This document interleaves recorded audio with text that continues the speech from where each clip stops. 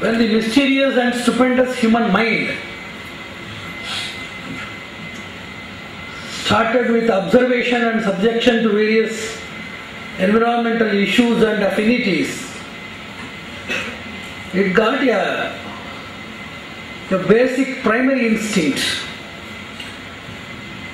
When it started observing the surroundings as well as being intentionally or unintentionally subjected to the surroundings and the consequences, it created a primary instinct.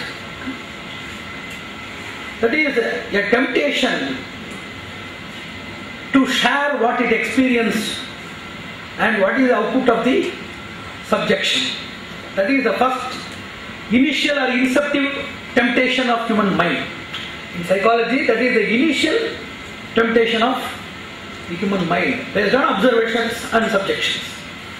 That temptation that was bifocused, either out of curiosity which is based on getting benefits, or that type of curiosity which is extended to somebody to share the benefits for their welfare. So this type of sharing of one's own experiences based on observations and subjections, by which it tends to share or exhibit its inhibitions for either getting benefit. How to get benefit? By means of directions, simplifications, guidances, instructions, directions, clarifications. These are all various levels of intellectual or informative support from an external source, and rendering the same to other people. That started with communication. That instinct which tempts a person to move towards another for sharing of that instinctive inhibition to be converted into exhibition is known as communication.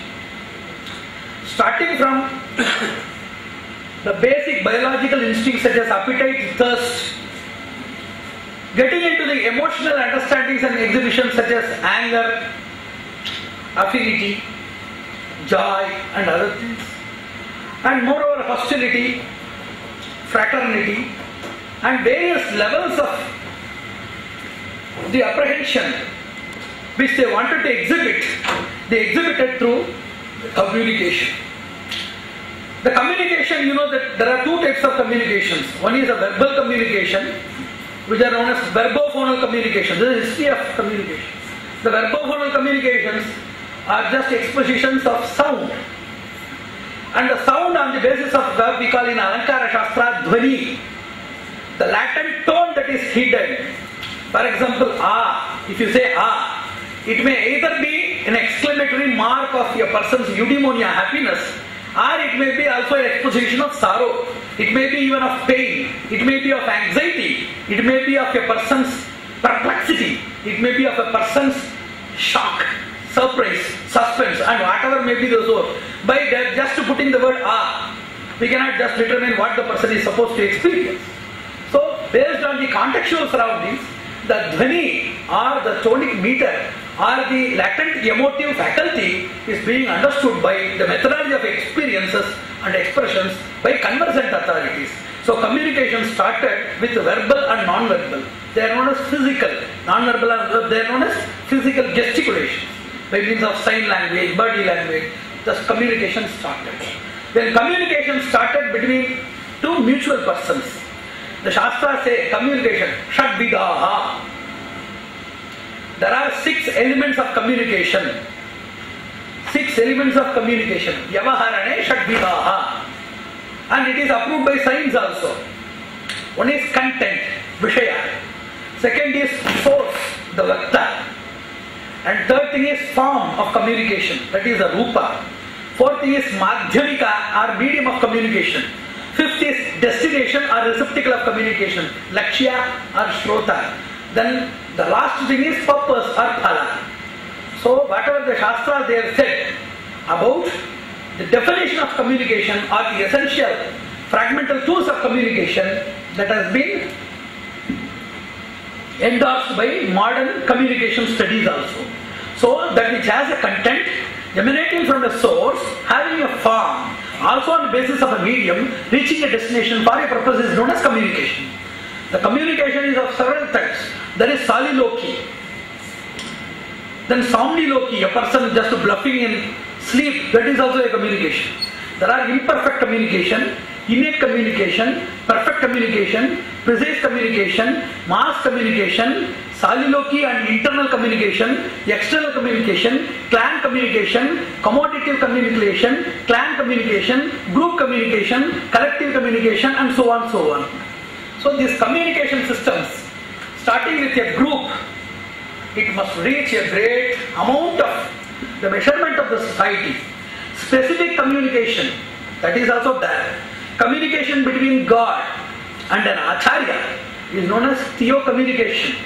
Communication before a God made by a votary, it is known as theosophic communication. Communication between an Acharya and Shishya, preceptor and disciple, is known as disciplinic communication based on obedience. Then informative communication, instructive communication, subservient communication, suggestive communication, auditive communication, optical communication, which is now known as visual communication. There are different levels of communication based on the tools of communication, grades of communication, persons of communication, and the purpose and purpose of communication. So these communication skills, they started with the urge of a person to express himself. Starting from this level of an individual, a weak person of the society, to develop his urge for communication, ending with the urge of Paramatma to reveal himself in the form of Bhagavad Gita, everything is communicated. If you start in the form of the very lowest grade, in which a person wants to exhibit his need for his benefit, it ends, where is the culmination? It ends with the reveal of the gospel of God, either in the form of their own scriptures in different religions, the thirst of God, the craving of the God, in altruistic mentality for the upliftment of the whole of mankind, for a cosmopolitan common benefit. That is the culmination, saturation point. It may be a Quranic or a biblioethic, or it may be a scriptural synchronization, but it is the culmination point whereby a magnanimous, magno-cosmic spirit, it exhibits its urge for the benefit of a common mass, a great mass. So that is communication. In this communication, for common information system, CIS they used to say, common information system, in the development of a nation, awareness of citizens we used to say, that is the primary criteria. We used to always admonish in our lectures regarding the national defense. We have always admonished as well as emphasized that a sleeping citizen is 100 times worse than a vigilant enemy of a country. So, creating awareness about the position of the nation, its defense status, economy, agriculture, political stability, education, social evils, infrastructure, rural and urban management systems, and various other tools of the social engineering, a person must be thoroughly made aware of. And that is the rule of the information system. Now there is the Information Broadcasting Ministry. That is the system which gives the impeccable information. We used to say in Sanskrit known as pramana. What is pramana? What is perfect communication? It is pramana. It must have validity. It must not have the deficiencies of anudaya, nescience, samshaya, suspicion, viparyaya, malapprehension or misapprehension, vismriti, oblivion, vipralipsa, that is deception. So without having even the trace of nescience, misapprehension, oblivion, skepticism, as well as deception to mislead the public. That is the original, validated, genuine, imperishable as well as immaculate source of information that is given by Shastra. What is Veda? Veda is a perfect source of information that is eternally applicable, relevant to all, that has no source of blemish. Likewise, even though eternity cannot be claimed to the modern news system and media system, except in eternity, in all other principles, the modern media system must be no longer or nowhere different than Vedas. It must be a different form of Vedas. It must be in the form of practical or pragmatic or mundane Vedas. So the media system, see, there are two things. Considering even worshipable things, commercializing the same thing for self-benefit is one end. Even normal things, they are deified. They are deified, glorified and divinified in the sacred drishti, what we call the preceptorial vision, of our ancestors, they used to sanctify and glorify each and every system. We used to worship the greatness and glory of each and every system. Wherein by we claim there must be only one difference between the Vedas and modern media. That is eternal, whereas this thing is rotary and it is a recurring system which need not be eternal. Except from that, blemishlessness, uniformity, unanimity, and that type of vatsalya are concerned towards the society and its development in all other qualities. Bearing the quality of eternity, the modern media must serve as a scripture. The Veda, Apara Veda. The Vedas is the disguise of modernization.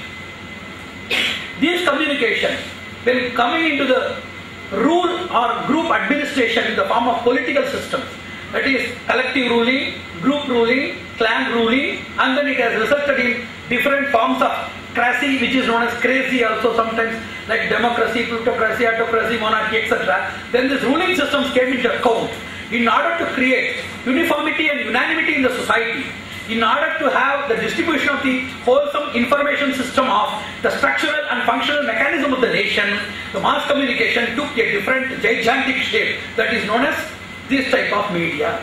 So communication system developed into mass communication system where irrespective of their groups, their base and sources, they must be binded with a common instinct on the basis of your province known as a nation, or a basis of your provincial attachment and liability as citizenship pertaining to a nation. A common binding instinct has been created which has emerged in the form of mass communication systems. And this mass communication system, no doubt it has produced a lot of mediating sources. They are known as mediums. We used to say even, what is medium? Medium is serving as a bridge between the receptor and producer, capacitating and simplifying and nourishing the contents and quintessential message and essence of the producer's contents as well as the producer's intention or desire or destination to reach the particular person, producing his most possible infallible effect. That is known as medium. One who can reproduce, one who can serve as a bridge between two. Even in parapsychology, you know about medium. Whenever these people used to communicate with spirits, they used to communicate with medium. Whenever the spirits cannot communicate with these people directly, they used to possess a person who is amenable, amicable, flexible, adaptable, communicable, accommodable to the spirits. So immediately the spirits, they are believed to possess the person and talk on behalf of this thing. So that type of the person's anguish, the person is willing to hear. His anguish is non-transferable to that higher spirit. The higher spirit is giving that element. It is giving its response. See, there are two things. The prayers and blessings of God is served as a bridge for mutual benefit. What is the benefit for Jivatma, individual soul? The benefit is the blessings, benedictions of the Supreme. And what is the benediction meant for? What is the purpose of benediction for Supreme? That the worshipper or the votary, he must be benefited. This communication is made perfect by a preceptor. You see, these prayers, they are very weak, so weak that they cannot reach a higher abode. And answers to the prayers in the form of blessings, they are so potential that they cannot be assimilated by this inferior tool. So the superior tool's answers, they are multipotential and hyperpotential, and the questions made by the crest of the inferior soul, it is infrapotential and debilitant, and a person who boosts the potential value, of the person's prayers and also simplifies, disintegrates and dilutes to the taste and adaptability the benediction of the God to cater to the needs of that receiver, the devotee. He is known as an acharya, he is a medium. Likewise, whenever there are two spirits communicating between each other, this primary communicating agent, he is so feeble so that he cannot reach the higher spirit. Higher spirit is so potential it cannot reach, serves as a medium. So this medium imbalances the disturbances or obstacles of distance, language, sturdity, obscurity, ambiguity, abstruseness, lack of transparency, ultra opaqueness, imperialism, governalism, monopoly, all of these factors, more than hundreds of factors, they hinder from attaining a proper source between two agents.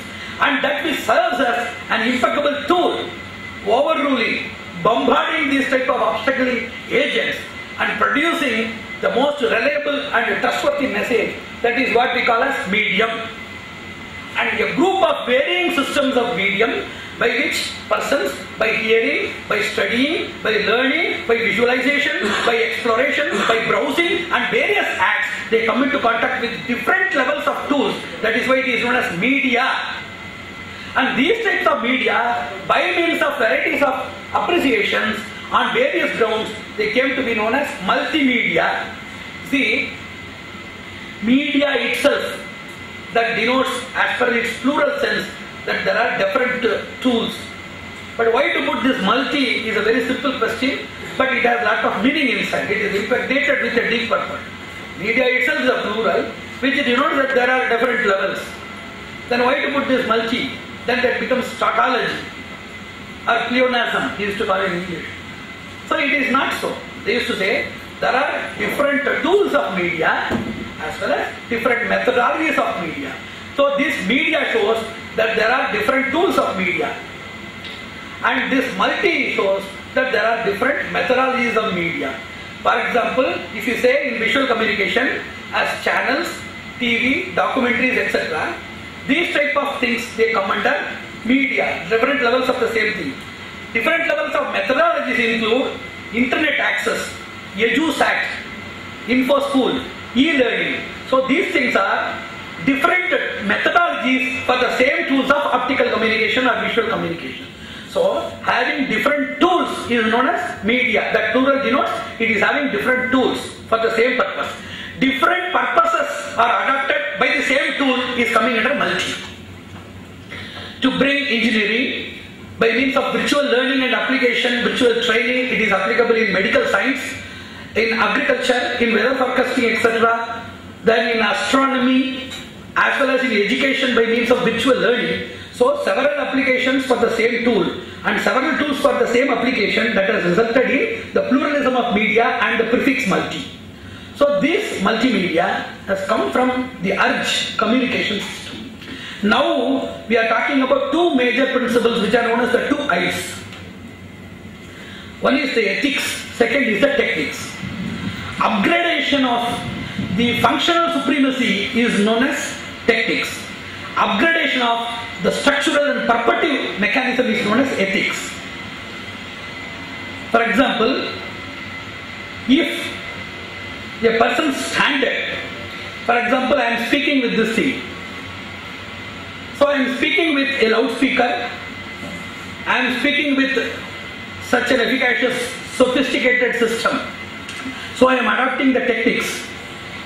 And if I speak something wrong, misleading the society, self-praisal, or flattery, or wrong information, or pulling the person towards my sector by means of non-essential, non-parliamentary, irrelevant and immoral methodologies of approach and accentuation, then I am misusing this technology or technical provisions and I am ethically degraded.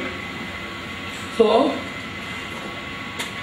if you serve with an effective tool, you are technically perfect.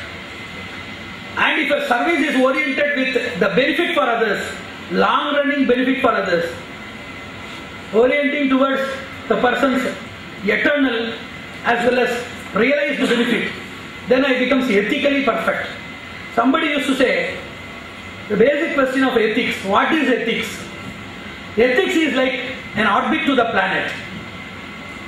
Just as we have access to a planet for self-rotation, just as you have an orbit for its rotation round its connective systems as well as its central axis, ethics is a person's orbit. And we can clearly understand the benefit of ethics as they have clearly mentioned.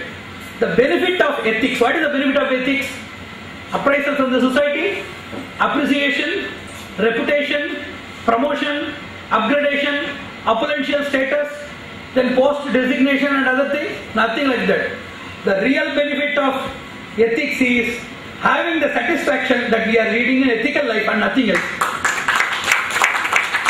And persons who are morally upgraded, they are satisfied that they are ethical, and that is more than even giving the kingdom of heaven as well as the earth in their hand.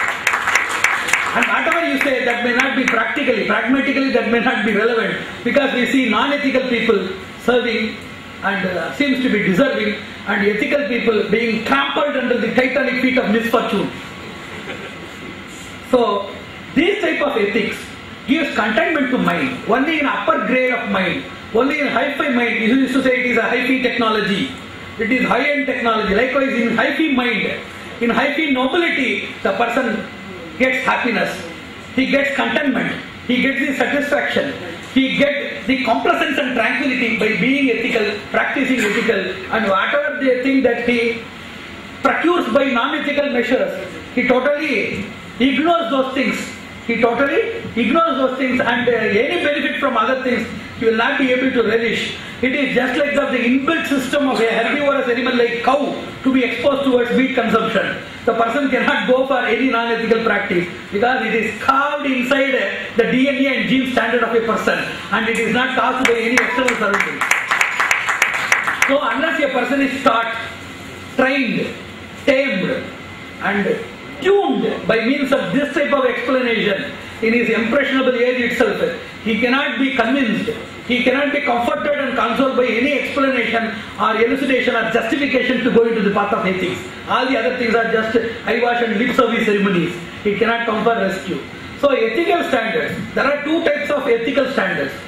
One is a reasonable ethical standard, second is absolute ethical standard.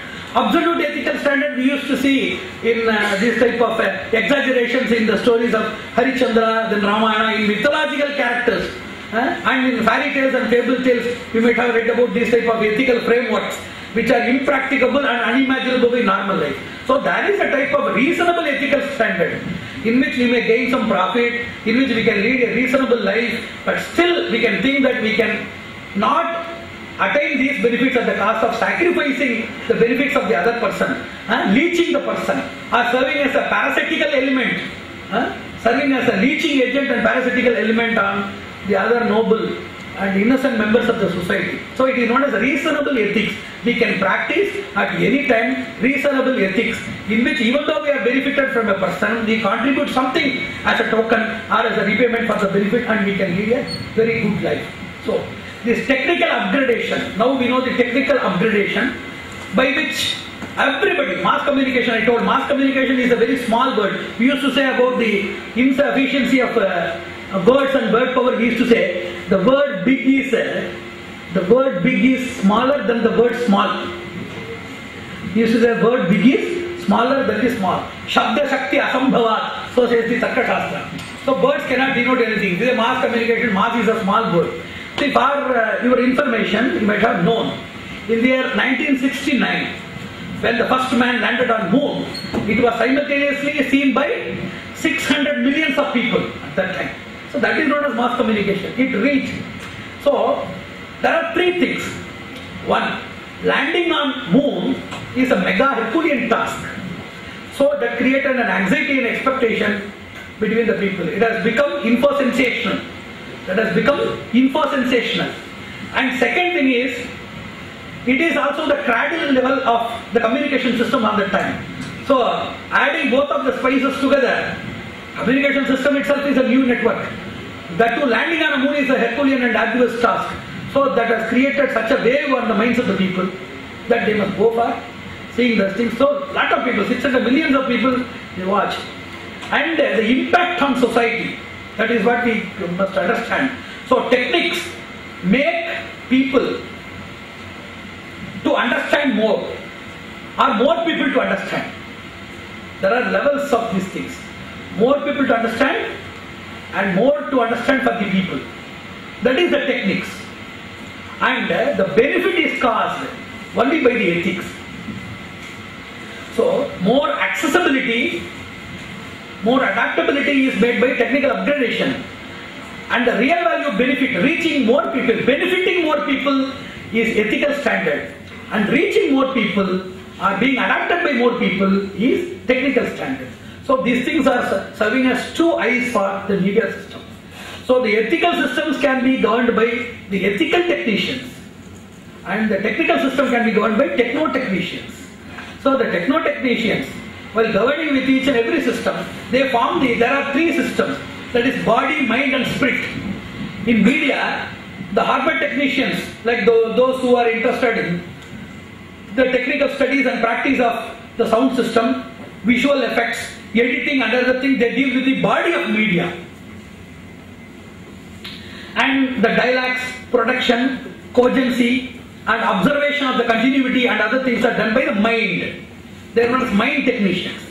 And the spirit is the person who has framed the screenplay and who has made the characters to speak their hearts out and who has directed the principles by which each and every emotions are personified in the forms of motions, movement and notions.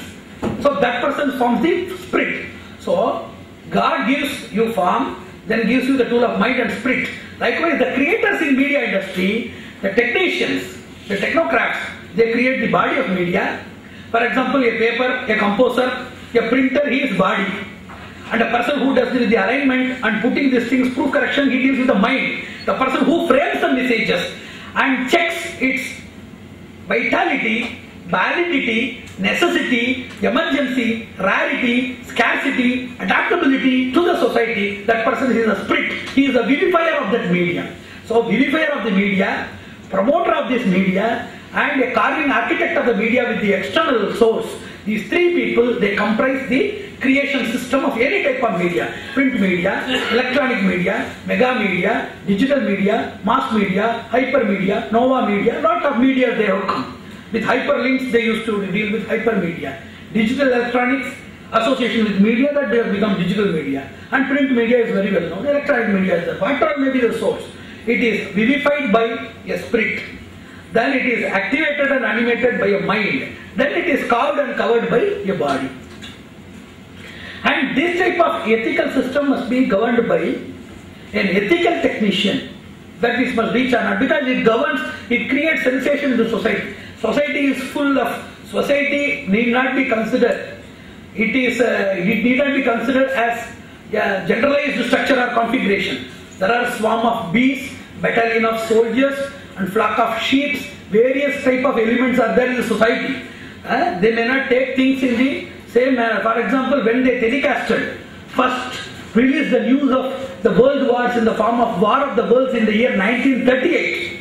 1938, there was a series which was very clearly expositioned by the media of that time in the year 1938, War of the Worlds, that has created a very great havoc in the society. How it has created? It has created hysteria.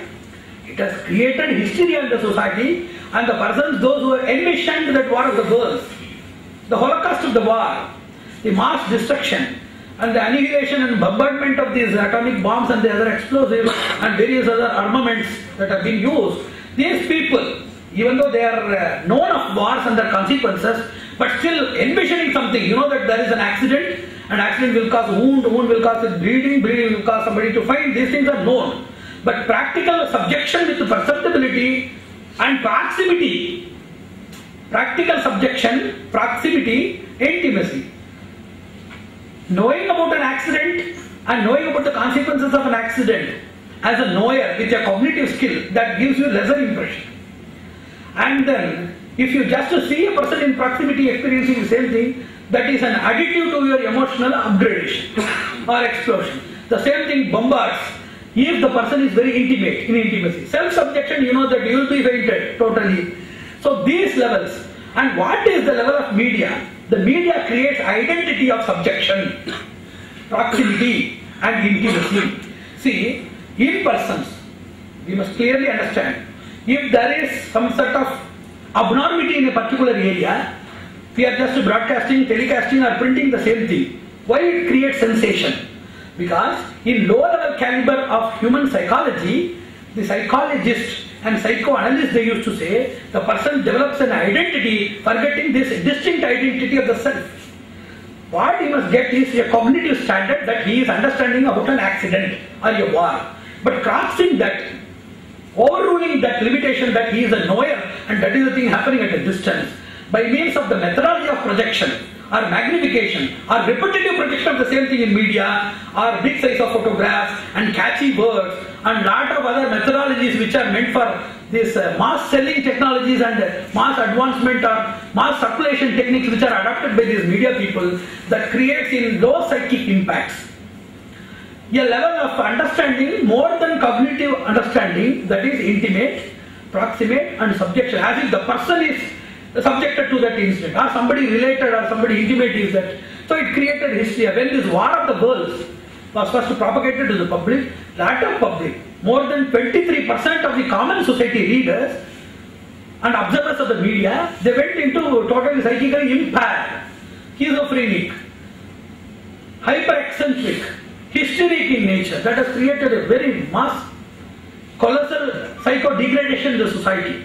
Then only these norms of filtering messages and controlling the measures of messages, lot of these messages, these things are known as, there are two levels of these things are done. One is a pernicious manipulation of media, second is innocuous manipulation of media. While dealing with media, we have to understand three things. One is media liberty or media democracy, media liberalism and media manipulation. These three things are the three major pivots or the pillars of media industry. So in this media manipulation, the innocuous manipulation in hiding things, what are the manipulation techniques? One is to shadow some events, to prevent some events to come out, one, and to create fallacious, boosting sensational messages about something, and magnifying things more than what they are really bounded to be. So these things are known as manipulation systems. And also some level of what we call taratamya, discrimination and disparity. Even if a thing is understood to be wrong and even it is to be balanced, equal level of balancing is not properly given. For example, if there is a wrong news, fallacious news, and if it is to be fallacious news spreads like forest fire, if it is to be reinstated with the real genuine message to be reincorporated, that must be given at least thrice the value of sensational emotion so that it can compensate the character assassination or the apprehensive assassination of the society. It must be given at least thrice, it must be given a potential missile, and at least twice, at least equal reference must be given. But these type of fallacious expositions giving a predominant view in the media, and as well as the rectification things being projected infinitesimally somewhere in the corner, that is unjustifiable. These types of things are known as media manipulations, in which the person taking into, there are two types of things. One is protecting the media and being protected from media.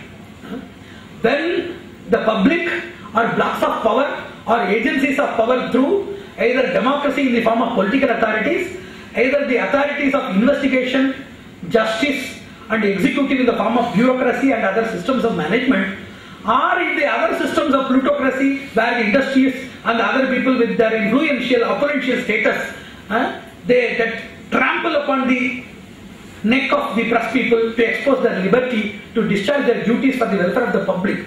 There the public, they must form an union, or they must realize that these people, media people, are servers of them, and they must protest against those type of trampling agents to safeguard the validity and genuinity of the media which serves them with a motherly care. And when media overrules and takes advantage of its liberty, media freedom, and serves to a particular community, clan or particular variety of the society by means of political support or backed by any other agents like power, wealth and other ugly heads of the society like community, like language or any other discriminative basis, then we must take measures that we must be protected by some other agencies of our union, agencies of your democratic right, that we must be saved from media instead of saving the media. So we must have the checks and balances of two things. One, to save the media from their opposing agents, to be saved from media when media becomes an opposing agent to our democratic rights and principles. So it is a very vast subject on various areas. Security for media, we must know, lot of journalists, they are prevented from writing some incidents. Lot of journalists, they were fired. Lot of journalists, they were arrested, they were harassed, they were controlled. Lot of things we used to hear. Both the extremes we used to hear. And in tabloid journalism, harassing the people, then open or transparent or latent or clandestine blackmailing and trading various systems are there in yellow journalism and tabloid journalism. So both of the things, they exist in the society, and the integral awareness, the committed awareness, the efficacious, functional, productive awareness of the society and the vigilant members of the society only can create a system wherein by the media is also well protected, and people also will be protected from media if they are overruled. So media, you see, it creates everything, especially whatever an acharya he tells here in a mic. The same acharya is in TV fame. If that person claims something, that will reach more people. Because whatever, even an educated person, see, education has nothing to do with refinement. Education and refinement never will coexist. Even if we say that most of the people, education, how can education bring renaissance into the society? If a thief is taught science and technicalities, then he will do scientific planning and he will do technical robbery. If a robbery is taught science and technology, then what he will do? Instead of just piercing with a knife, he will handle the same AK-47 or something else. So, changing the mentality of a person, upgrading the proclivity status of a person by realization and understanding, that is far beyond education. Education is a source of information. It is a collection of informations being tutored by a master inside a closed ambience of an auditorium or inside a school classroom, which is just vomited in the examination, forgotten the next second itself. So this type of education system cannot produce any development in moral and ethical upgradation. Ethical upgradation must be fed with the maternal lactic status that must deeply penetrate into the intravenous system, which must be nourished by a vigilant father, must be guided by an able and meticulous preceptor. So it is in the hands of the domestic system and an acharya seva, a preceptorial intervention, to create this type of ethical and moral systems. The school-going students can never get any sort of ethical benefits. So these type of various levels of the media that we have, even a person, anybody can get any fame, and fame and capability, they never coexist. A capable person may be defamed or totally out of the range of fame, and vice versa. So these people, they get into popularity, preventing the real people or the real systems to come out. So unless these people, vigilant people, for example, you cannot do the things what you do here at Kerala and West Bengal. Despite of the systems of religious understanding being different, even though communist in nature, the level of understanding and acceptability, for example, here the cinema is there, cinema industry is there. The amount of money that they spend for cinema, the amount of the hero worship and craze that these people are having, the amount of money that they make from the industry, there's a repetitive visual interest and subjection, and a never-ending perpetual craze towards the media industry. It is not there in other countries. They do also a lot of this appreciation is there, but the level of appreciation and involvement is entirely different. That does not go to the level of worship, transformation and incarnate adoption. These type of deification techniques are not there in other country.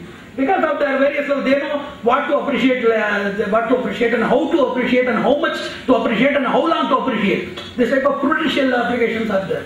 So this is what we call, apart from Irai Arul and this Thiruvarul, Guruvarul, etc. Now there is Thirai Arul, and whatever that is sponsored by this media, especially any commodity that is boosted for commercialization. And any person with any art or any type of projection, that becomes the authority of the subject, that person becomes the authority of the discipline. And anything that becomes that is exposed in the media, that becomes the mark, that becomes the beacon light, that becomes the torch of the society. So it is not the fault. If there is somebody, see, it is our duty to utilize the emotions of the people. There are two types of people. One, to utilize the emotions of the people, degraded emotions of the people, to materialize those emotions for their upgradation and development. That is a cheap way, that is a cheap media, what we call. And to upgrade the emotions, that's what I told in yesterday's lecture. Annai and Angadi. A shop will give anything you like, but your mother, she won't give anything you like. And if you like something, this is not salubrious, it is pernicious to you, then she will try her level best so that you will avoid it. And whatever that is salubrious to you, even though if it is not desired by you, she will stimulate the desire, and how much the possibility of compulsion she could make, and she will see that you are benefited by that. That is a motherly approach. Media is really such a sanctified position. It is not like that. It is a position of Brahma. It is a position of Vasishtha. It is a position of Vasishtha's position. It is a position of a Purohit. One who benefits others, he is known as Purohit. One who reveals knowledge, he is known as Vasishtha. One who creates and gives form to things, he is known as Brahma. And if these things are there, very much we can just have this analogy, have this exemplification, having functional identity and similarity with the necessary functional framework of the media industry. So if it efficaciously, infallibly, if it takes the duties and responsibilities and execute the same, it is no more, we cannot simply say that it is just a media, it is an industry. It is nowhere lesser than God. So it takes care of us. So it is Mata. It also admonishes us. It also warns us and leads us with rigidity. So it is Pita. It opens our eyes by giving information about the society. So it is Guru. So it reveals all of our problems. By properly putting the problems to proper ears, it gives a solution. So it is God. It is Mata, Pita, Guru and Deva. It has such a vast scope of functioning, but still being handled by simple and cheaper hands. It has been put to the level of demon and something lower than that. If it reaches the capable hand, if it reaches such a capable, such a caring, benevolent, brilliant, bright, magnanimous, cosmopolitan, altruistic hand, it serves something more than God. Because God himself is the first person in multimedia. He evinces his form in Vishwarupa Darshana Yoga. He narrated Bhagavad Gita. 5 days he conducted crash courses in Pancharatra Agama.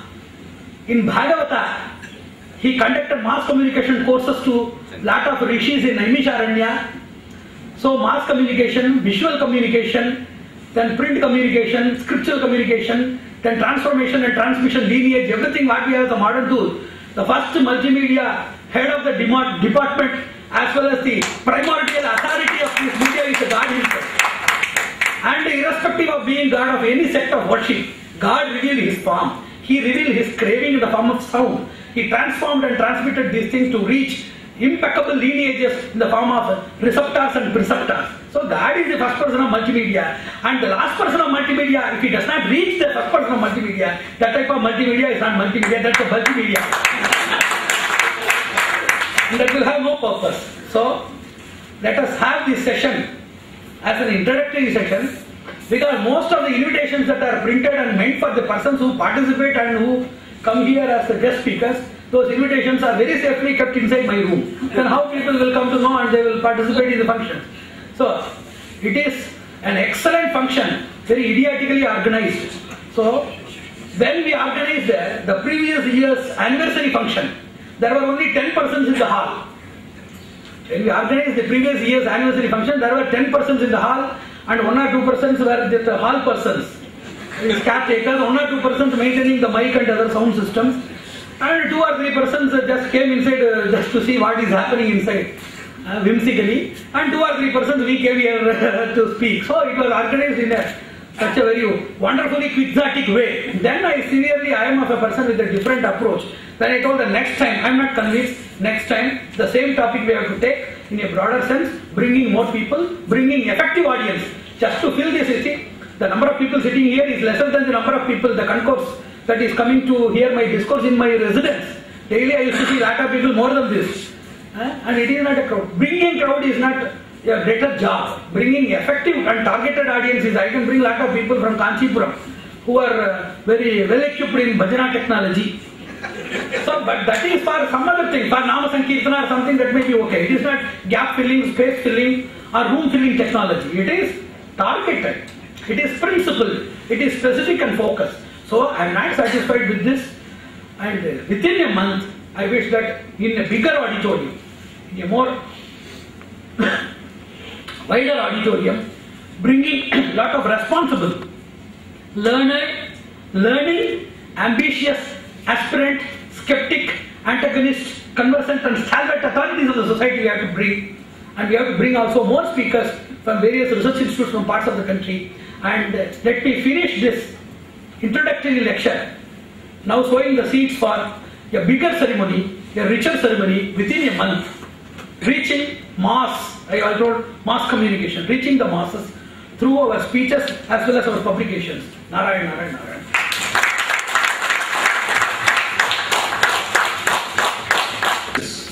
What is the media, how the media came into existence, and what it should be and how it is.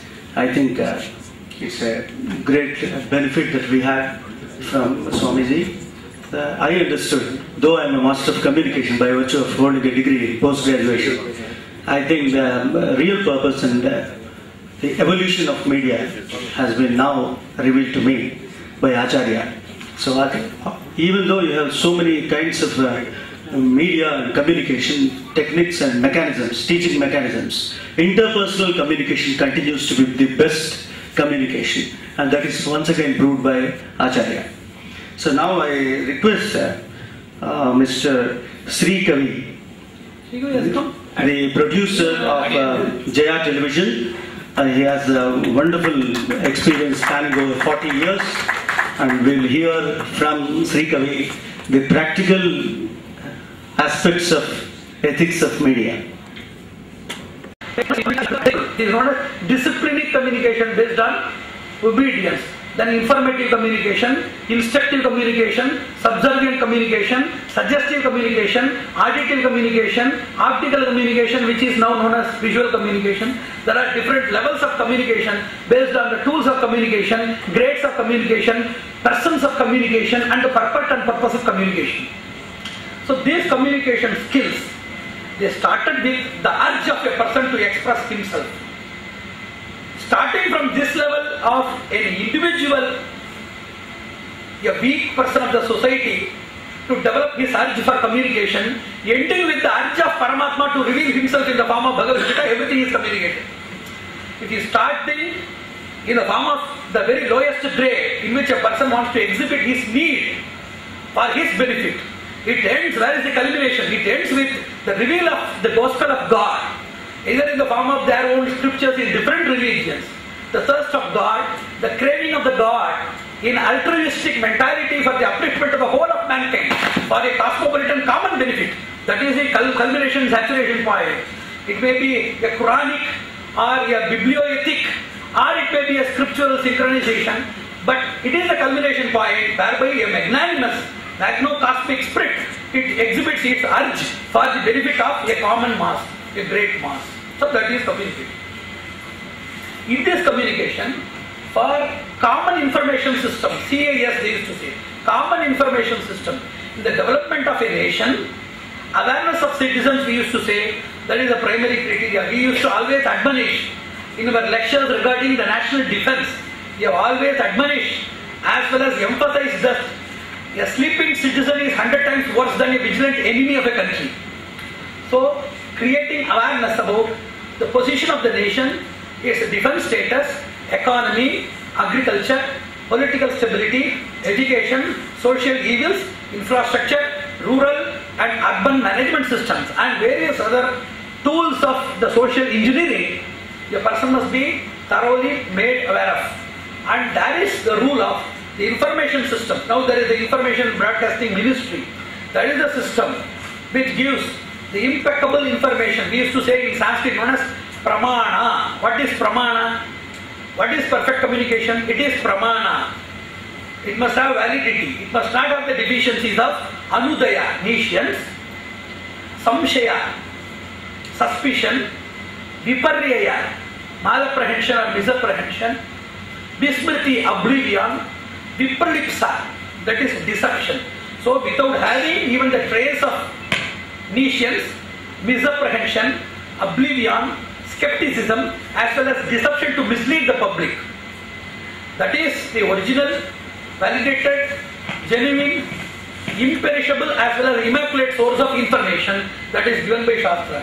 What is Veda? Veda is a perfect source of information that is eternally applicable, relevant to all, that has no source of blemish. Likewise, even though eternity cannot be claimed to the modern new system or media system, except in eternity, in all other principles, the modern media system must be no longer or nowhere different than Vedas. It must be a different form of Vedas. It must be in the form of practical or pragmatic or mundane Vedas. So the media system, see, there are two things. considering even worshipable things, commercializing the same thing for self-benefit is one end. Even normal things, they are deified, glorified and divinified in the sacred drishti, what we call the preceptorial vision of our ancestors. They used to sanctify and glorify each and every system. We used to worship the greatness and glory of each and every system. Wherein by we claim there must be only one difference between the Vedas and modern media. That is eternal, whereas this thing is rotary and it is a recurring system which need not be eternal. Except from that, blemishlessness, uniformity, unanimity, and that type of vatsalya are concerned towards the society and its development in all other qualities. Bearing the quality of eternity, the modern media must serve as a scripture. The Veda, Apara Veda. The Vedas is the disguise of modernization. These communications, when coming into the rule or group administration in the form of political systems, that is collective ruling, group ruling, clan ruling, and then it has resulted in different forms of crazy, which is known as crazy also sometimes, like democracy, plutocracy, autocracy, monarchy, etc. Then these ruling systems came into account in order to create uniformity and unanimity in the society, in order to have the distribution of the wholesome information system of the structural and functional mechanism of the nation. The mass communication took a different gigantic shape that is known as this type of media. So communication system developed into mass communication system, where irrespective of their groups, their base and sources, they must be binded with a common instinct on the basis of your province known as a nation, or a basis of your provincial attachment and liability as citizenship pertaining to a nation. A common binding instinct has been created, which has emerged in the form of mass communication systems. And this mass communication system, no doubt it has produced a lot of mediating sources. They are known as mediums. We used to say even, what is medium? Medium is serving as a bridge between the receptor and producer, capacitating and simplifying and nourishing the contents and quintessential message and essence of the producer's contents, as well as the producer's intention or desire or destination, to reach the particular person, producing his most possible infallible effect. That is known as medium. One who can reproduce, one who can serve as a bridge between two. Even in parapsychology, you know about medium. Whenever these people used to communicate with spirits, they used to communicate with medium. Whenever the spirits cannot communicate with these people directly, they used to possess a person who is amenable, amicable, flexible, adaptable, communicable, accommodable to the spirits. So immediately the spirits, they are believed to possess the person and talk on behalf of this thing. So that type of the person's anguish, the person is willing to hear. His anguish is non-transferable to that higher spirit. The higher spirit is giving that element. It is giving its response. See, there are two things. The prayers and blessings of God is served as a bridge for mutual benefit. What is the benefit for Jivatma, individual soul? The benefit is the blessings, benedictions of the Supreme. And what is the benediction meant for? What is the purpose of benediction for Supreme? That the worshipper or the votary, he must be benefited. This communication is made perfect by a preceptor. See, these prayers, they are very weak, so weak that they cannot reach a higher abode. And answers to the prayers in the form of blessings, they are so potential that they cannot be assimilated by this inferior tool. So the superior tool's answers, they are multipotential and hyperpotential, and the questions made by the crest of the inferior soul, it is infrapotential and debilitant, and a person who boosts the potential value, of the person's prayers and also simplifies, disintegrates and dilutes to the taste and adaptability the benediction of the God to cater to the needs of that receiver, the devotee. He is known as an acharya, he is a medium. Likewise, whenever there are two spirits communicating between each other, this primary communicating agent, he is so feeble so that he cannot reach the higher spirit. Higher spirit is so potential it cannot reach, it serves as a medium. So this medium imbalances the disturbances or obstacles of distance, language, sturdity, obscurity, ambiguity, abstruseness, lack of transparency, ultra opaqueness, imperialism, governalism, monopoly, all of these factors, more than hundreds of factors, they hinder from attaining a proper source between two agents, and that which serves as an impeccable tool, overruling, bombarding these type of obstacle agents and producing the most reliable and trustworthy message, that is what we call as medium. And a group of varying systems of medium by which persons, by hearing, by studying, by learning, by visualization, by exploration, by browsing and various acts, they come into contact with different levels of tools. That is why it is known as media. And these types of media, by means of varieties of appreciations on various grounds, they came to be known as multimedia. See, media itself, that denotes as per its plural sense that there are different tools. But why to put this multi is a very simple question, but it has a lot of meaning inside. It is impregnated with a deep purpose. Media itself is a plural, which denotes that there are different levels. Then why to put this multi? Then that becomes tautology or pleonasm, he used to call it in English. So it is not so. They used to say there are different tools of media as well as different methodologies of media. So this media shows that there are different tools of media, and this multi shows that there are different methodologies of media. For example, if you say in visual communication as channels, TV, documentaries, etc., these type of things, they come under media, different levels of the same thing. Different levels of methodologies include internet access, EduSat, InfoSchool, e-learning. So these things are different methodologies for the same tools of optical communication or visual communication. So having different tools is known as media. That plural denotes it is having different tools for the same purpose. Different purposes are adopted by the same tool is coming under multi. To bring engineering by means of virtual learning and application, virtual training, it is applicable in medical science, in agriculture, in weather forecasting, etc. Then in astronomy, as well as in education by means of virtual learning. So several applications for the same tool and several tools for the same application, that has resulted in the pluralism of media and the prefix multi. So this multimedia has come from the URG communication system. Now we are talking about two major principles which are known as the two I's. One is the ethics, second is the techniques. Upgradation of the functional supremacy is known as techniques. Upgradation of the structural and purposive mechanism is known as ethics.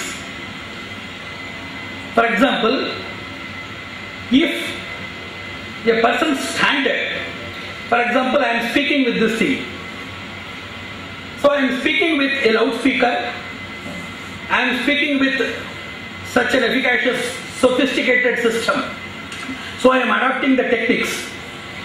And if I speak something wrong, misleading the society, self-praisal, or flattery, or wrong information, or pulling the person towards my sector by means of non-essential, non-parliamentary, irrelevant and immoral methodologies of approach and accentuation, then I am misusing this technology or technical provisions and I am ethically degraded.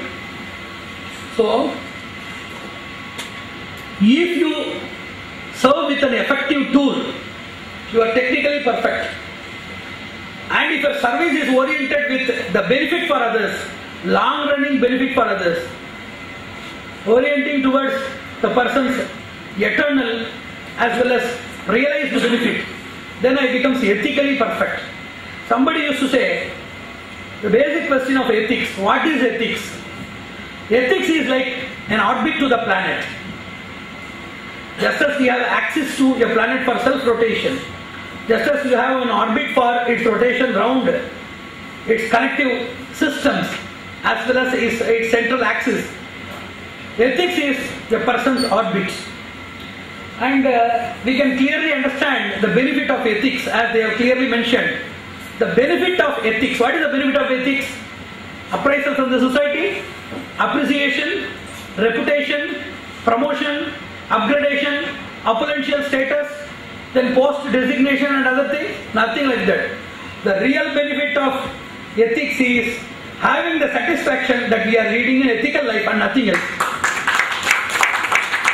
And persons who are morally upgraded, they are satisfied that they are ethical, and that is more than even giving the kingdom of heaven as well as the earth in that time.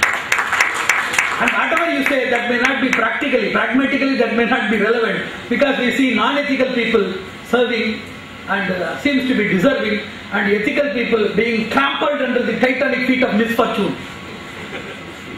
So, this type of ethics gives contentment to mind, only in upper grade of mind, only in hi-fi mind. You used to say it is a hi-fi technology, it is high-end technology. Likewise, in hi-fi mind, in hi-fi nobility, the person gets happiness, he gets contentment, he gets the satisfaction, he gets the complacence and tranquility by being ethical, practicing ethical, and whatever they think that he procures by non-ethical measures, he totally ignores those things. He totally ignores those things, and any benefit from other things he will not be able to relish. It is just like the inbuilt system of a herbivorous animal like cow to be exposed towards meat consumption. The person cannot go for any non-ethical practice because it is carved inside the DNA and gene standard of a person, and it is not caused by any external surroundings. So unless a person is taught, trained, tamed, and tuned by means of this type of explanation in his impressionable age itself, he cannot be convinced, he cannot be comforted and consoled by any explanation or elucidation or justification to go into the path of ethics. All the other things are just eyewash and lip service ceremonies. He cannot come for rescue. So ethical standards, there are two types of ethical standards. One is a reasonable ethical standard, second is absolute ethical standard. Absolute ethical standard we used to see in this type of exaggerations in the stories of Harishchandra, then Ramayana, in mythological characters, and in fairy tales and fable tales you might have read about this type of ethical frameworks which are impracticable and unimaginable in normal life. So there is a type of reasonable ethical standard in which we may gain some profit, in which we can lead a reasonable life, but still we can think that we can not attain these benefits at the cost of sacrificing the benefits of the other person, leeching the person, or serving as a parasitical element, serving as a leeching agent and parasitical element on the other noble and innocent members of the society. So it is known as reasonable ethics. We can practice at any time reasonable ethics, in which even though we are benefited from a person, we contribute something as a token or as a repayment for the benefit, and we can lead a very good life. So this technical upgradation, now we know the technical upgradation by which everybody, mass communication, I told mass communication is a very small word. We used to say about the insufficiency of words and word power, we used to say the word big is smaller than the word small. We used to say word big is smaller than the small. Shabda Shakti Asambhavat, so says the Tarka Shastra. So words cannot denote anything. This is a mass communication, mass is a small word.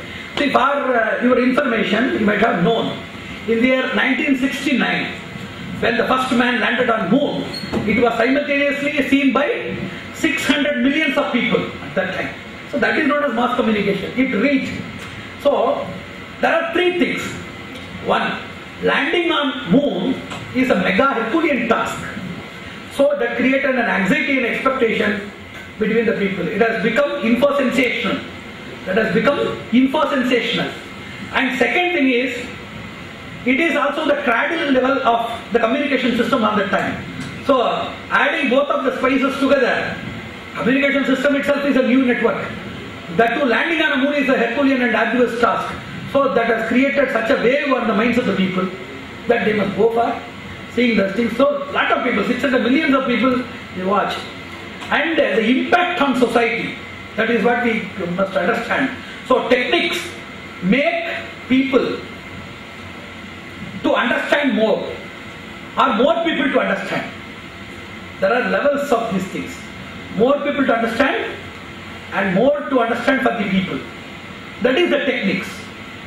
And the benefit is caused only by the ethics. So more accessibility, more adaptability is made by technical upgradation. And the real value of benefit, reaching more people, benefiting more people is ethical standard. And reaching more people or being adapted by more people is technical standard. So these things are serving as two eyes for the media system. So the ethical systems can be governed by the ethical technicians, and the technical system can be governed by techno-technicians. So the techno-technicians, while governing with each and every system, they form there are three systems, that is body, mind and spirit. In media, the Harvard technicians, like those who are interested in the technical studies and practice of the sound system, visual effects, editing and other things, they deal with the body of media. And the dialogues, production, cogency and observation of the continuity and other things are done by the mind. They are known as mind technicians. And the spirit is the person who has framed the screenplay and who has made the characters to speak their hearts out, and who has directed the principles by which each and every emotions are personified in the forms of motions, movement and notions. So that person forms the spirit. So God gives you form, then gives you the tool of mind and spirit. Likewise, the creators in media industry, the technicians, the technocrats, they create the body of media. For example, a paper, a composer, a printer, he is body. And a person who does the alignment and putting these things, proof correction, he deals with the mind. The person who frames the messages and checks its vitality, validity, necessity, emergency, rarity, scarcity, adaptability to the society, that person is a spirit. He is a vivifier of that media. So vivifier of the media, promoter of this media, and a carving architect of the media with the external source. These three people, they comprise the creation system of any type of media. Print media, electronic media, mega media, digital media, mass media, hypermedia, nova media. Lot of media they have come. With hyperlinks they used to deal with hypermedia. Digital electronics, association with media, that they have become digital media. And print media is very well known. Electronic media is there. Whatever may be the source, it is vivified by a spirit. Then it is activated and animated by a mind. Then it is carved and covered by a body. And this type of ethical system must be governed by an ethical technician. That this must reach or not, because it governs, it creates sensation in the society. Society is full of, society need not be considered. It need not be considered as a generalized structure or configuration. There are swarm of bees, battalion of soldiers, and flock of sheep. Various type of elements are there in the society. They may not take things in the same manner. For example, when they telecasted, first released the news of the world wars in the form of War of the Worlds in the year 1938. 1938, there was a series which was very clearly expositioned by the media of that time in the year 1938, War of the Worlds, that has created a very great havoc in the society. How it has created? It has created hysteria. It has created hysteria in the society, and the persons, those who have envisioned that War of the Worlds, the Holocaust of the war, the mass destruction, and the annihilation and bombardment of these atomic bombs and the other explosives and various other armaments that are being used, these people, even though they are known of wars and their consequences, but still envisioning something, you know that there is an accident, and accident will cause wound will cause bleeding will cause somebody to faint, these things are known. But practical subjection with perceptibility and proximity, practical subjection, proximity, intimacy. Knowing about an accident and knowing about the consequences of an accident as a knower with a cognitive skill, that gives you lesser impression. And then if you just see a person in proximity experiencing the same thing, that is an additive to your emotional upgradation or explosion. The same thing bombards if the person is very intimate, in intimacy. Self-subjection, you know that you will be fainted totally. So these levels. And what is the level of media? The media creates identity of subjection, proximity and intimacy. See, in persons, we must clearly understand, if there is some sort of abnormality in a particular area, we are just broadcasting, telecasting or printing the same thing. Why it creates sensation?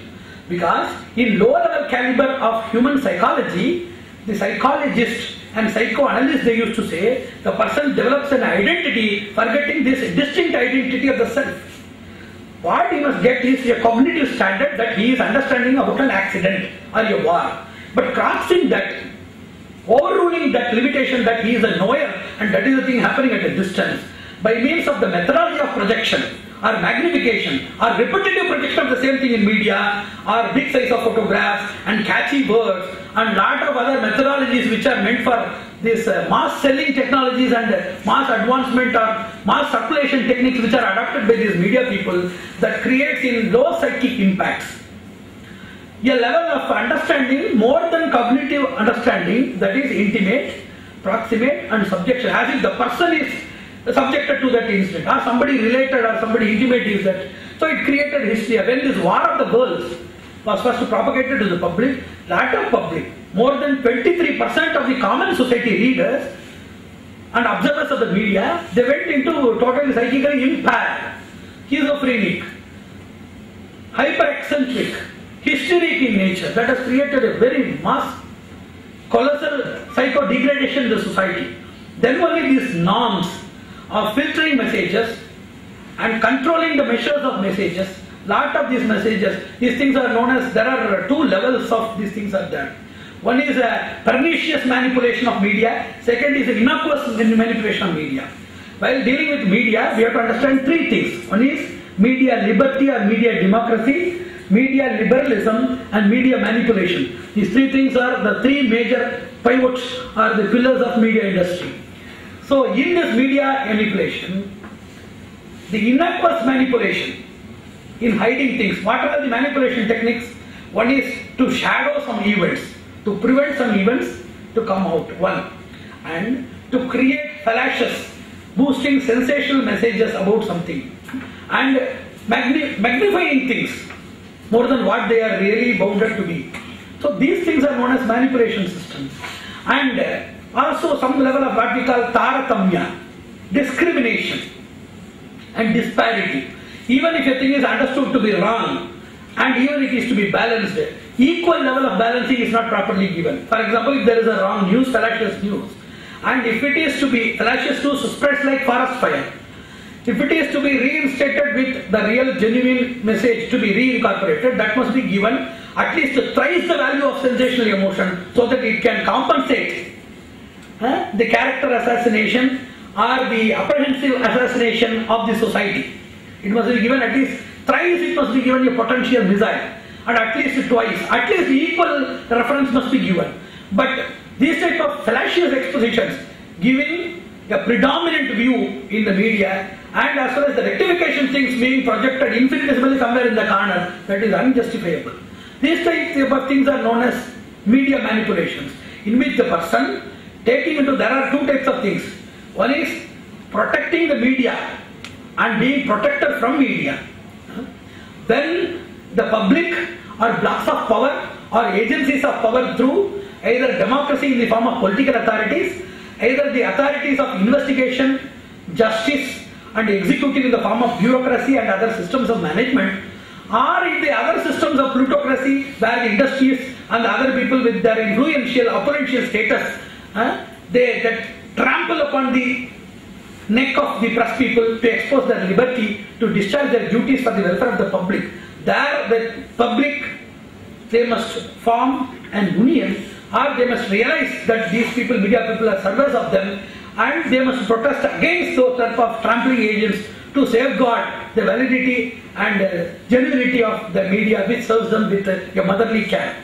And when media overrules and takes advantage of its liberty, media freedom, and serves to a particular community, clan or particular variety of the society by means of political support or backed by any other agents like power, wealth and other ugly heads of the society like community, like language or any other discriminative basis, then we must take measures that we must be protected by some other agents, agencies of our union, agencies of your democratic right, that we must be saved from media instead of saving the media. So we must have the checks and balances of two things. One, to save the media from their opposing agents, to be saved from media when media becomes an opposing agent to our democratic rights and principles. So it is a very vast subject on various areas. Security for media, we must know, lot of journalists, they are prevented from writing some incidents. Lot of journalists, they were fired. Lot of journalists, they were arrested. They were harassed. They were controlled. Lot of things we used to hear. Both the extremists we used to hear. And in tabloid journalism, harassing the people, then open or transparent or latent or clandestine blackmailing and trading various systems are there in yellow journalism and tabloid journalism. So both of the things, they exist in the society, and the integral awareness, the committed awareness, the efficacious, functional, productive awareness of the society and the vigilant members of the society only can create a system wherein by the media is also well protected and people also will be protected from media if they are overruled. So media, you see, it creates everything, especially whatever an acharya he tells here in a mic. The same acharya is in TV fame. If that person claims something, that will reach more people. Because whatever, even an educated person, see, education has nothing to do with refinement. Education and refinement never will coexist. Even if we say that most of the people, education, how can education bring renaissance into the society? If a thief is taught science and technicalities, then he will do scientific planning and he will do technical robbery. If a robbery is taught science and technology, then what he will do? Instead of just piercing with a knife, he will handle the same AK-47 or something else. So, changing the mentality of a person, upgrading the proclivity status of a person by realization and understanding, that is far beyond education. Education is a source of information. It is a collection of information being tutored by a master inside your close ambience of an auditorium or inside your school classroom, which is just vomited in the examination, forgotten the next second itself. So this type of education system cannot produce any development in moral and ethical upgradation. Ethical upgradation must be fed with the maternal lactic status that must deeply penetrate into the intravenous system, which must be nourished by a vigilant father, must be guided by an able and meticulous preceptor. So it is in the hands of the domestic system and an acharya seva, a preceptorial intervention, to create this type of ethical and moral systems. The school-going students can never get any sort of ethical benefits. So these type of various levels of the media that we have, even a person, anybody can get any fame, and fame and capability, they never coexist.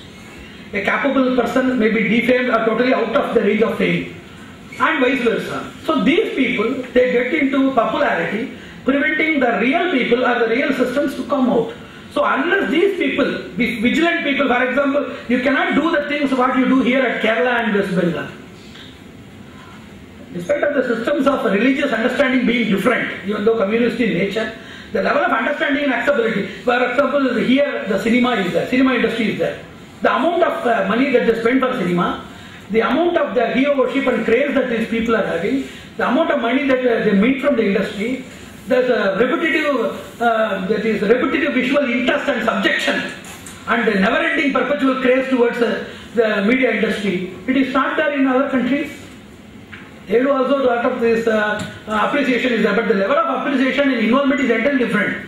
That does not go to the level of worship, transformation and incarnate adoption. These type of deification techniques are not there in other country. Because of their various, they know what to appreciate and how to appreciate and how much to appreciate and how long to appreciate. This type of prudential applications are there.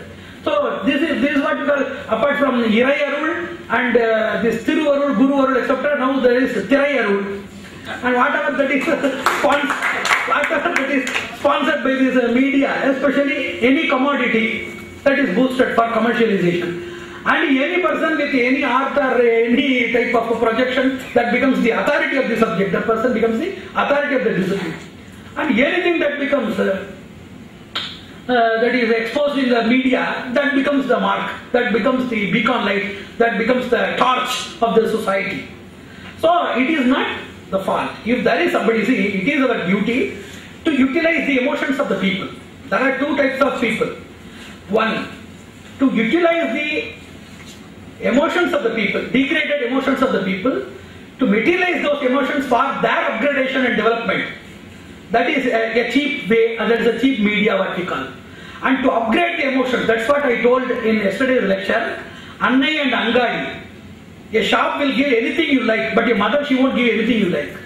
And if you like something, this is not salubrious, it is pernicious to you, then she will try her level best so that you will avoid it. And whatever that is salubrious to you, even though if it is not desired by you, she will stimulate the desire, and how much the possibility of compulsion she could make, and she will see that you are benefited by that.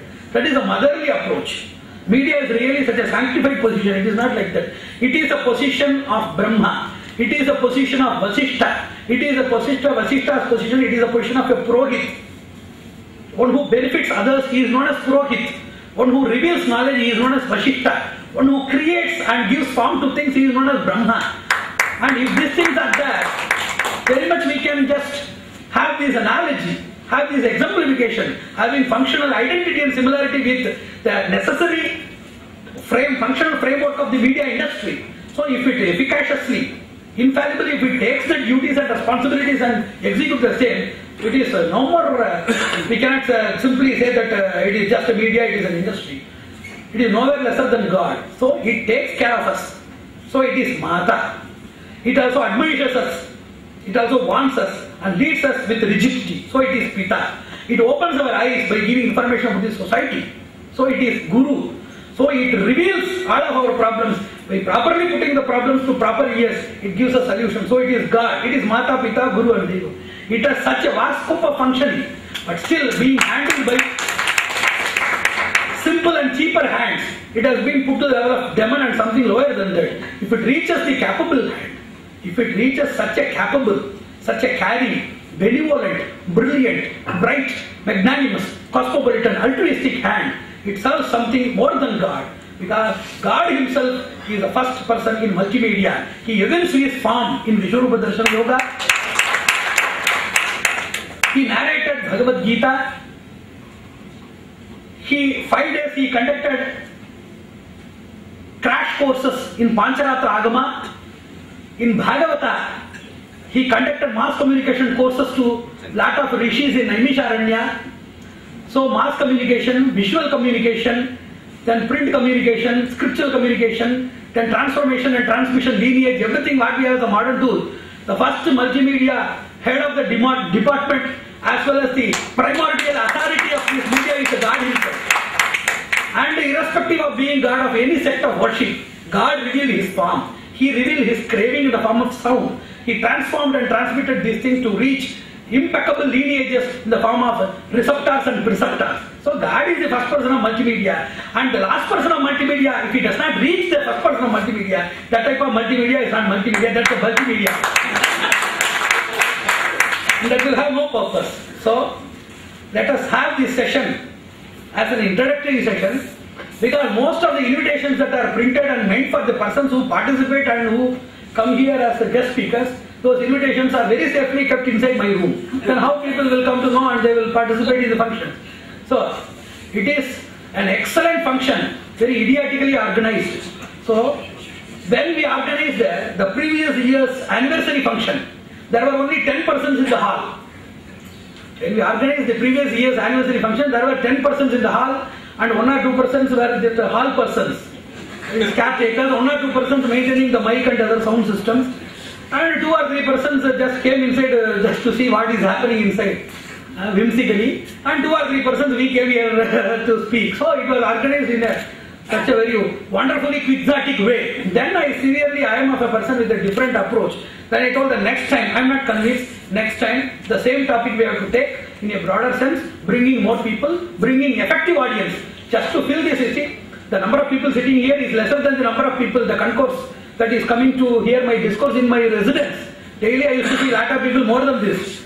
And it is not a crowd. Bringing crowd is not a greater job. Bringing effective and targeted audiences, I can bring a lot of people from Kanchipuram who are very well equipped in bhajana technology. So, but that is for some other thing, for Nama Sankirtana or something that may be okay. It is not gap filling, space filling or room filling technology. It is targeted. It is principled. It is specific and focused. So I am not satisfied with this, and within a month I wish that in a bigger auditorium, in a more wider auditorium, bringing a lot of responsible, learning, ambitious, aspirant, skeptic, antagonist, conversant and stalwart authorities of the society we have to bring, and we have to bring also more speakers from various research institutes from parts of the country. And let me finish this introductory lecture, now sowing the seeds for a bigger ceremony, a richer ceremony within a month, reaching mass, I told mass communication, reaching the masses through our speeches as well as our publications. Narayan, Narayan, Narayan.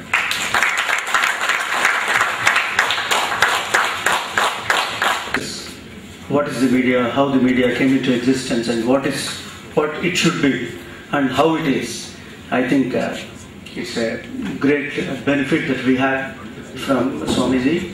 I understood, though I am a Master of Communication by virtue of holding a degree in post-graduation, I think the real purpose and the evolution of media has been now revealed to me by Acharya. So even though you have so many kinds of media and communication techniques and mechanisms, teaching mechanisms, interpersonal communication continues to be the best communication, and that is once again proved by Acharya. So now I request Mr. Sri Kavi, the producer of Jaya Television. He has a wonderful experience spanning over 40 years, and we'll hear from Sri Kavi the practical aspects of ethics of media.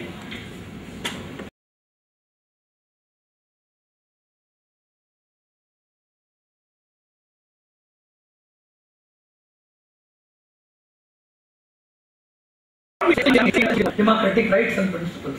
So it is a very vast subject on various areas. Security for media, we must know. Lot of journalists, they are prevented from writing some incidents. Lot of journalists, they were fired. Lot of journalists, they were arrested, they were harassed, they were controlled. Lot of things we used to hear. Both the extremes we used to hear. And in tabloid journalism, harassing the people, then open or transparent or latent or clandestine blackmailing and trading various systems are there in yellow journalism and tabloid journalism. So both of the things, they exist in the society, and the integral awareness, the committed awareness, the efficacious, functional, productive awareness of the society and the vigilant members of the society only can create a system wherein by the media is also well protected and people also will be protected from media if they are overruled.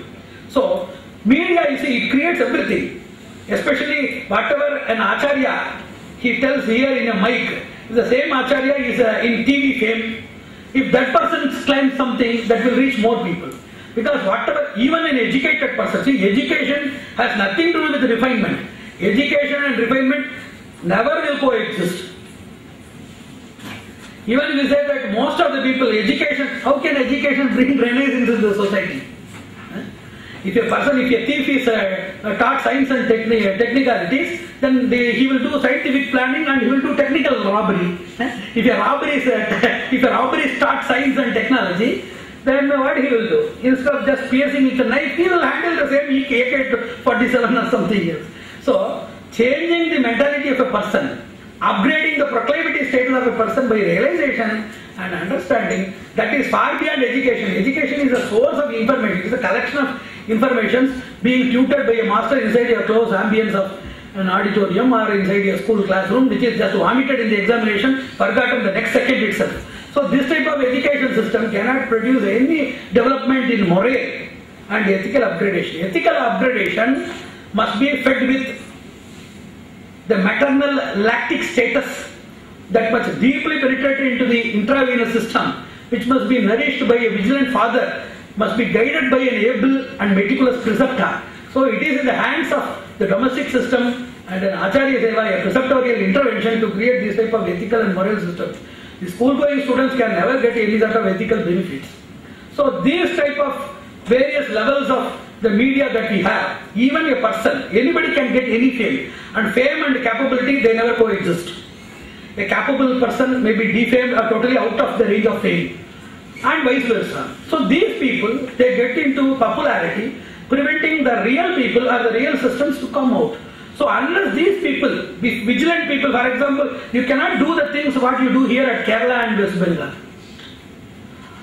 Despite of the systems of religious understanding being different, even though communist in nature, the level of understanding and acceptability, for example, here the cinema is there, cinema industry is there. The amount of money that they spend for cinema, the amount of the hero worship and craze that these people are having, the amount of money that they make from the industry, there's a repetitive visual interest and subjection and a never-ending perpetual craze towards the media industry. It is not there in other countries. They do also a lot of this appreciation is there, but the level of appreciation and involvement is entirely different. That does not go to the level of worship, transformation and incarnate adoption. These type of deification techniques are not there in other countries. Because of their various levels, they know what to appreciate and how to appreciate and how much to appreciate and how long to appreciate. This type of prudential applications are there. So this is what we call, apart from Irayarul and this Thiruvarul, Guruvarul, etc. Now there is Thirayarul. And whatever that is sponsored by this media, especially any commodity that is boosted for commercialization.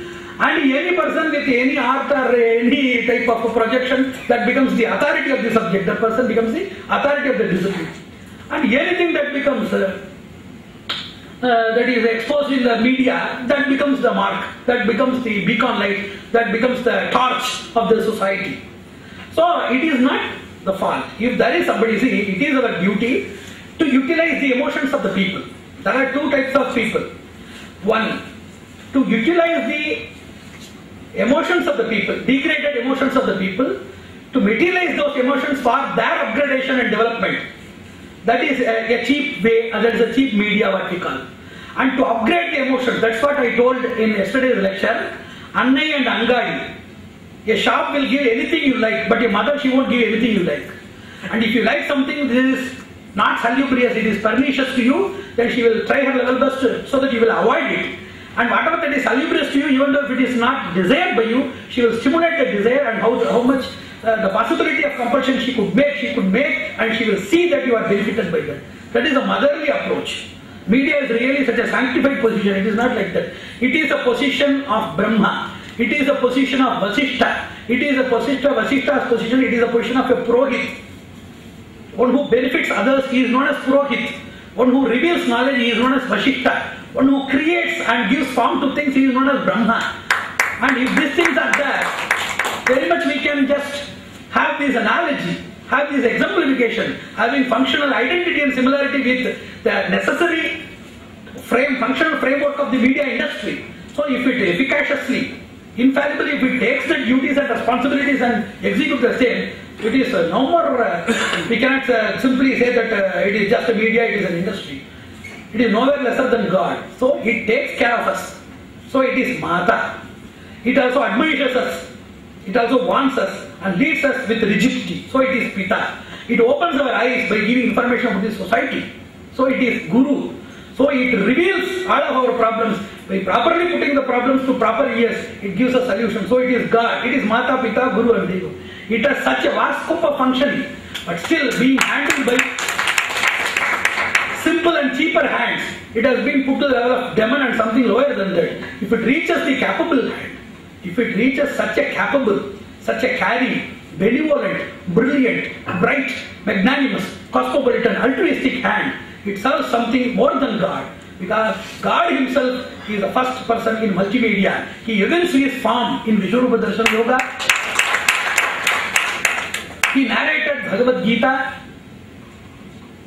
5 days he conducted crash courses in Pancharatra Agama. In Bhagavata, he conducted mass communication courses to lot of rishis in Naimisharanya. So mass communication, visual communication, then print communication, scriptural communication, then transformation and transmission lineage, everything what we have as a modern tool. The first multimedia head of the department as well as the primordial authority of this media is the God himself. And irrespective of being God of any sect of worship, God revealed his form. He revealed his craving in the form of sound. He transformed and transmitted these things to reach impeccable lineages in the form of receptors and preceptors. So God is the first person of multimedia, and the last person of multimedia, if he does not reach the first person of multimedia, that type of multimedia is not multimedia, that's a multimedia. And that will have no purpose. So let us have this session as an introductory session, because most of the invitations that are printed and meant for the persons who participate and who come here as guest speakers, those invitations are very safely kept inside my room. Then how people will come to know and they will participate in the functions. So it is an excellent function, very idiotically organized. So, when we organized the previous year's anniversary function, there were only 10 persons in the hall. When we organized the previous year's anniversary function, there were 10 persons in the hall and 1 or 2 persons were the hall persons. Caretakers, 1 or 2 persons maintaining the mic and other sound systems, and 2 or 3 persons just came inside just to see what is happening inside, whimsically, and 2 or 3 persons we came here to speak. So it was organized in such a very wonderfully quixotic way. Then I am of a person with a different approach. Then I told the next time, I am not convinced, next time the same topic we have to take in a broader sense, bringing more people, bringing effective audience. Just to fill this, you see, the number of people sitting here is lesser than the number of people, the concourse that is coming to hear my discourse in my residence. Daily I used to see a lot of people more than this. And it is not a crowd. Bringing crowd is not a greater job. Bringing effective and targeted audiences. I can bring a lot of people from Kanchipuram who are very well equipped in bhajana technology. So, but that is for some other thing, for Nama Sankirtana or something that may be okay. It is not gap filling, space filling or room filling technology. It is targeted. It is principled. It is specific and focused. So I am not satisfied with this, and within a month I wish that in a bigger auditorium, in a more wider auditorium, bringing a lot of responsible, learning, ambitious, aspirant, skeptic, antagonist, conversant and stalwart authorities of the society we have to bring, and we have to bring also more speakers from various research institutes from parts of the country. And let me finish this introductory lecture now sowing the seeds for a bigger ceremony, a richer ceremony within a month, reaching mass, I told mass communication, reaching the masses through our speeches as well as our publications. Narayan, Narayan, Narayan.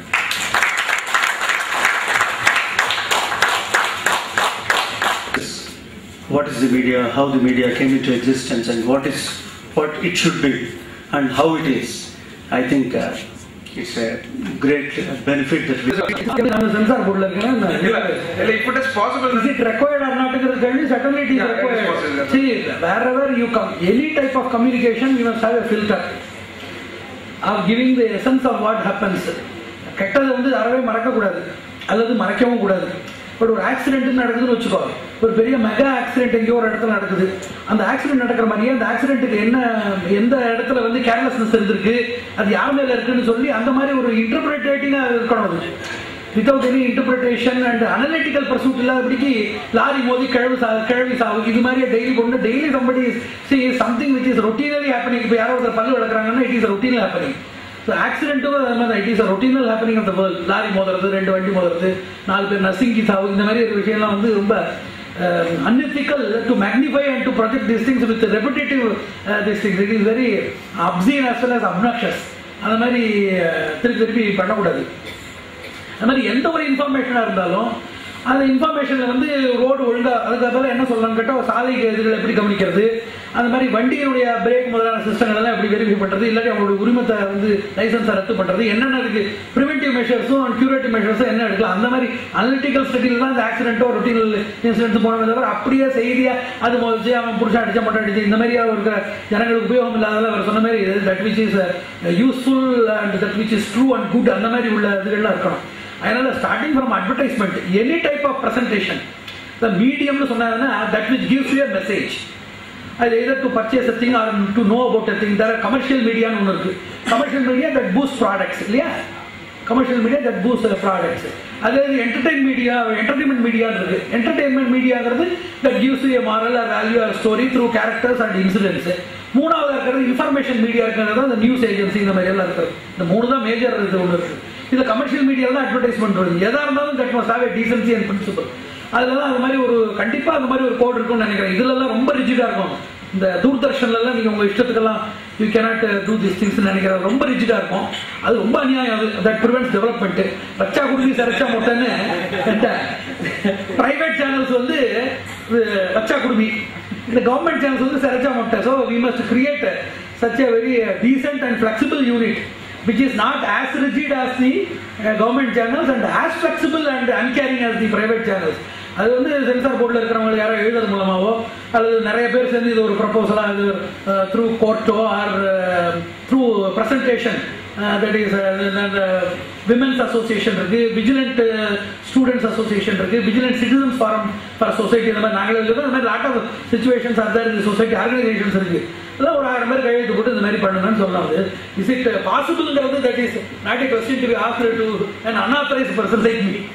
That is quite above the question. Can I add 2 points from legal point of view? Yes. The cinema is censored, but in spite of censorship, you see all these elements appearing in cinema. So it reflects how the system is functioning, how the people are trying to find loopholes in it and send obscene and immoral and vulgarities through the film. That is one aspect. The second is there is definitely a requirement of controlling the content of broadcasting media. Now, the government of India has drafted a broadcasting bill 2007, under which it has also circulated a code. It's more a code, not law. Code means what? You have to follow it. And law means if you don't follow, they will punish. That is the difference between ethics and enforceable law. So the code is being made in which all these aspects have been taken care. But practical utility, I doubt. When law itself is not being properly used, then what will happen to the code? It's a question. The answer is, as again rightly pointed out, the society has to question it, keep watch over it and control it. Thank you. There are 2 types of censor boards. One is institutional censor board, Institute of Censor Board. Second is integral censor board of the society. So if somebody writes something about that is like satanic verses and Da Vinci Code, we saw a lot of integral protests by the community people saying that it wounds the feelings of the belief of thousands of people, millions of people. So this type of integral reflection of protest against that has created a lot of these things. And there is also a lot of types of protesting methodologies and measures are there. Agitative protection is there, violent protection is there, protest is there. And in so many theatres, I believe that once a film was screened, I don't know, the theatres, the screens were burnt and the theatres were totally smashed into pieces, and the producer was pelted with stones in his house, and a lot of things happened. Even in Bombay, the Bombay or some other film, the director, he faced a lot of agitations from society. And a lot of these things we used to see whenever a community, the feelings of an integral community, and it is not possible with generally Hindus or some useless members of the society. Any integral organized community, if something is even a small trace or fragrance of any mental trauma is created, then immediately those people, they will highly resist against that. So if any advertisement, immediately somebody takes a parade with a battalion of women with broomsticks and chapels to the house of the person who has either directed or produced it. Or if any screen is burnt and reduced into ashes where it is being screened, then that will be the valedictory function of such advertisements in future. Unless some integral society, they create a censor board of awareness within themselves. No government can create anything. Government is afraid of mass people and their integral approach and protest. That is the only thing that can create a permanent solution. Thank you, Gandhi. So as I said before, like media deconstruction is going to. So I was teaching in school. Will you touch fire? Will you drink hydrochloric acid? Will you drink H2SO4? You won't drink that. So we cannot just say to the society, young society, they are prudent, they are knowledgeable, they are educated. Then they must develop an idea. They are clearly aware that the liquor will totally spoil their intestine and liver systems. So they must be prevented from drinking. It is not though. So even though they are not being affected by innocence and ignorance, there are possibilities because of lack of their staunchness, they will be affected by the third principle, temptation. And it is the duty of the government or any government-oriented serving industry. So media is one of the 4th estate. Even though it may be an education-oriented entertainment known as edutainment, recreation-oriented entertainment known as recreantment, spiritual-oriented entertainment known as spiritainment, information-oriented entertainment known as infotainment, whatever may be the type of entertainment that it makes. But still it is having a bounded duty of the system or rule of the land that it must see the 2 things. One, temptation must not be created. That is tempting the person to go towards the practice of anything prohibited by the rule of land must not be there. And anybody who is doing the temptation guiding, supporting, hiding these things, they will be punished. They will be the supportive tools of these malfunctionings. Moreover, punishment is also there. So there are two types of rigidity. First type of rigidity is preventional rigidity. To prevent these things from coming into contact, because information cannot be prevented. To prevent these things from functioning with contact, that is to establish shops, manufacturing units, distributions, stockage and other things have to be prevented. And second thing, if they are found that they have to be severely punished, not only the users are always considered as victims, and these fellows who utilize, market the temptations of society, they are known as victimizers. The victimizers are always, they are blown with a punishment tool, and the victims are always sympathetically viewed by the government. Even in prostitution, the women being a weaker sex and being the tool of the possibility of suppression or being misled by the temptation and surroundings and the coercion, these women, they are always sympathetically concerned by the rule of prostitutional law, the illicit trafficking and immoral trafficking and adultery and various these types of laws. They pay a way of sympathy towards these people as victims, and the persons who are doing the brokerage and indulging these people in such activities, they are utilizing the temptation. They are either tempting the persons who are untempted or utilizing the temptations already available, boosting the temptations by additional gadgets. These three types of major things are done by these people. So the rule of land, it punishes everybody universally throughout the place. Likewise, if like ice cream, chocolate, etc., which are selectively prohibited, which they are circumstantially prohibited, which they are quantitatively prohibited, a reasonable dosage of a decent dance, entertainment, all of these things are very much there. It is a momentary pleasure that won't root inside the mind, which will tempt them to go into obscenity, indecency, vulgarity and violence. It won't do that. So there is a dosage. For example, if you want to sleep, you are taking a sleeping pill.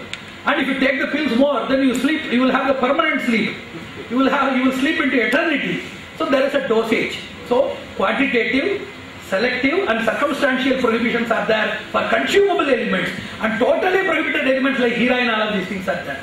So violence and vulgarity, showing these things to a greater extent, is absolutely prohibited. And no doubt, in a show of war, or in a domestic violence, or in a story in which there is a compulsory ground where the person, the heroine, is a dancer, certainly she has to dance. If it makes the story, see, making a story as per your desire is entirely different from framing a story as per its course. So, if you pre-plan that you must do at least 5 dances you must show in that film, if you pre-plan and pre-design and lead the story as per that, if you are just stitching your feet as per the size of the slippers in cinema industry or in screenplay, then we cannot help. If there is a necessity in the characteristic affirmation or framework, in restoring the characteristic beauty of a character, of a person, no doubt we can add towards a decent dosage. And these type of things can be permitted with a drugstore or a grocery store, which cannot be compared with that of a mother, which need not be compared, etc., which can be also commercialized. But commercialization of the pernicious temptations, either create a temptation, guide a temptation, or boosting a temptation and victimizing the society, is very much prohibited. So you must understand the society, the level of the people in the society, and you must market things as per their level of apprehension. You see, if there is a lamp like this, you can be very safe if grown people like us, if we are sitting. If there is somebody mentally retarded, if there is a crawling infant, certainly either you will keep this away from that or you will keep the child away from this. Because you know how it is. Mentally retarded, that is immature. And the child is ungrown. Likewise, most of the people are governed by innocence, ignorance and temptation in the society.